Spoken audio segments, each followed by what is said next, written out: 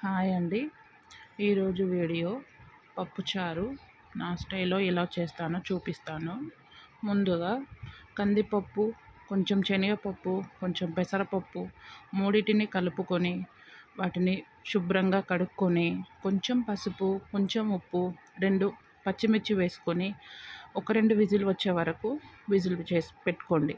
తర్వాత చింతపండు కొంచెం ఒక నిమ్మ సైజు చింతపండుని కడుక్కొని వాటర్ పోసి నానబెట్టండి. తర్వాత కడాయి పెట్టుకొని ఒక 2 స్పూన్ల ఆయిల్ వేసుకొని జీలకర్ర, ఆవాలు వేసుకొని చిటపటలాడాక ఆనియన్స్ వేసుకొని కొంచెం సేపు ఫ్రై అయినాక పసుపు వేసుకోవాలి. ఆ తర్వాత అల్లం పేస్ట్ కూడా వేసి కొంచెం సేపు మగ్గనివ్వండి.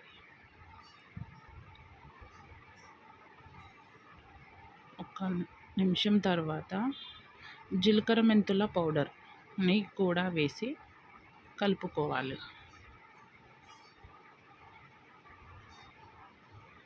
ఆ తర్వాత ఒక 2 ఎండుమిర్చిని తీసుకొని అందులో వేసుకొని తర్వాత కరివేపాకు కూడా వేసుకొని కలుపుకోండి, బాగా మిక్స్ చేసుకోండి. తర్వాత ముందుగా కట్ చేసి పెట్టుకున్న వెజిటేబుల్స్ అన్నీ అందులో వేసుకొని కలుపుకోండి. తర్వాత ముద్ద పెట్టుకొని ఒక 10 మినిట్స్ మగ్గించుకోండి. తర్వాత అవి 50% ఉడుకుతాయి. ఉడికిన తర్వాత ఒక బౌల్ చింతపండు రసానికి 4 బౌల్స్ వాటర్ మిక్స్ చేసుకోండి. అంటే చింతపండు పులుపును బట్టి అడ్జస్ట్ చేసుకోండి. నేనైతే 1 కప్పుకి 4 కప్పు వాటర్ వేస్తాను.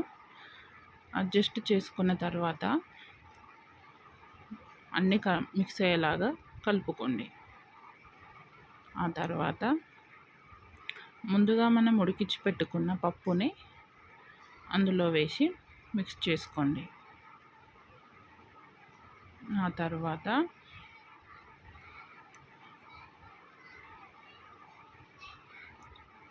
కొంచెం ఉప్పు, కొంచెం కారం,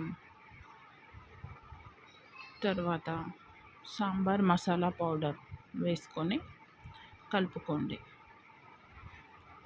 అలాగే ఒక 10 మినిట్స్ బాగా మరిగించుకోండి. అంతే, టేస్టీ సాంబార్ రెడీ.